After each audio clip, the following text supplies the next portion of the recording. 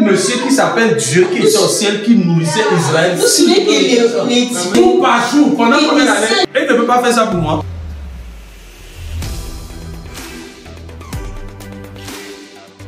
Nous allons voir la création à partir de rien. Nous allons voir comment ça c'est par rapport à Dieu. Je vais te montrer ta part. Je lis la parole de Dieu dans Romains 4, le verset 17. Yeah. Je t'ai établi père d'un grand nombre de nations. Je t'ai établi père d'un grand nombre de nations. Il est notre père devant celui auquel il a cru. Abraham est notre père devant le Seigneur. Il est notre père devant celui auquel il a cru. Oui. Dieu qui donne la vie aux morts et qui appelle les choses qui ne sont point comme si elles étaient. Amen. Amen. Ici, on voit une facette de Dieu. Hier, on a vu la facette de Dieu qui crée en prenant quelque chose, en nous demandant qu'est-ce que tu as dans ta vie. Mais aujourd'hui, on nous montre une autre facette de ce Dieu-là. Il appelle les choses qui ne sont pas comme si elles existaient. Il fait sortir de certaines choses sans rien. C'est-à-dire qu'il sort un de zéro. Il sort une nouveauté d'un zéro. Il fait une nouvelle création à partir de notre. C'est dans cette dimension-là que quelqu'un peut naître d'une famille extrêmement pauvre. Et Dieu prend cette personne-là de cette famille extrêmement pauvre et l'emmène à une dimension où les arrière-grands-pères n'ont jamais vu. Amen. On est toujours en train de parler de Dieu le créateur. Genèse 1, le verset 2-3. Yeah. La terre était informe et vide. La terre était comment? C'est-à-dire que c'était zéro. La terre était informe et vide. Zéro. La terre était informe et vide. Il y avait des ténèbres à la surface de la ville.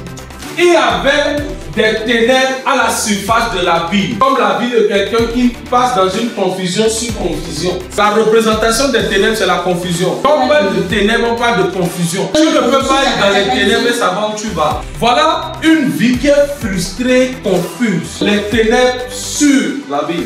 C'est-à-dire qu'il n'y a aucune source de lumière. Et l'Esprit de Dieu se mouvait au-dessus des eaux.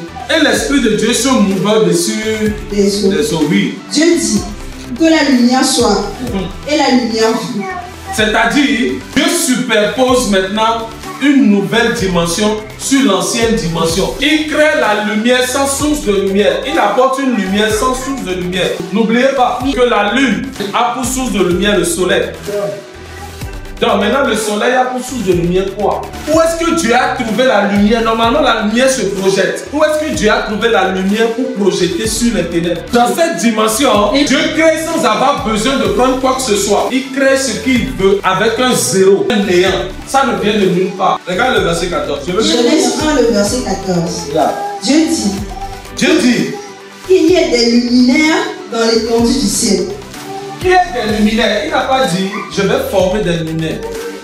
Il dit qu'il y a des luminaires. En fait, je veux que vous vous projetiez en fait comme si vous étiez à la création. Mais ce qui est marrant, c'est qu'avec cette dimension-là, 1 Jean 4, 17 est toujours valable. Tel il est, tel nous sommes là, est toujours valable. Lorsque Dieu est en train de faire sa création, malgré que les choses apparaissent de quelque part où on n'a pas vu, tel il est, tel nous sommes toujours. C'est-à-dire cette dimension qui est en lui aussi en toi. C'est-à-dire que cette confusion que tu as actuellement, tu peux sortir des luminaires. C'est-à-dire le fait peut-être que quelqu'un soit embrouillé en tant que chrétien, ce n'est pas la fin de sa vie. Parce que tel il est, tel nous aussi nous sommes. S'il a créé à base d'un matériel, il peut aussi créer sans matériel. S'il peut créer une finance à base des économies, il peut aussi te créer des économies sans que tu n'aies de finance. Il est capable de créer à partir d'une non-entity. C'est-à-dire, nous n'avons pas le droit à l'échec. Il n'y a même pas un argument qu'on peut donner à la fin des jours et dire Seigneur, je n'ai pas pu réussir. De la même façon dont Lomé est sorti dans Lomé, Dubaï est sorti du désert.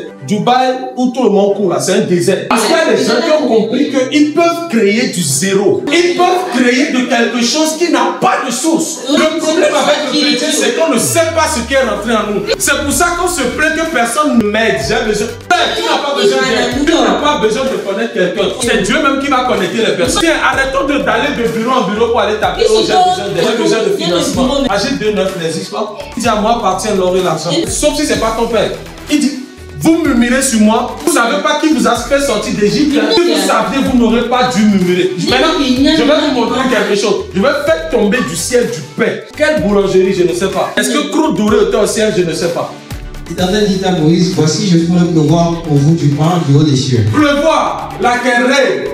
Le peuple sortira et on ramassera jour par jour la quantité nécessaire.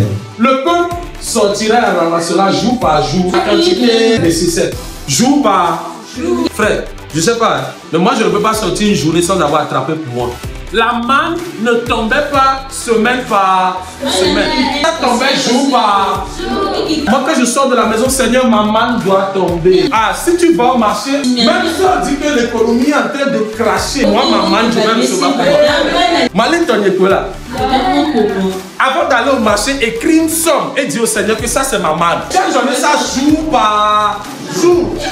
Ça semaine par semaine. Et ce qui était marrant, dans ce temps, quand tu prends la manne et tu conserves ça, le lendemain, il peut c'est ce que Dieu a dit.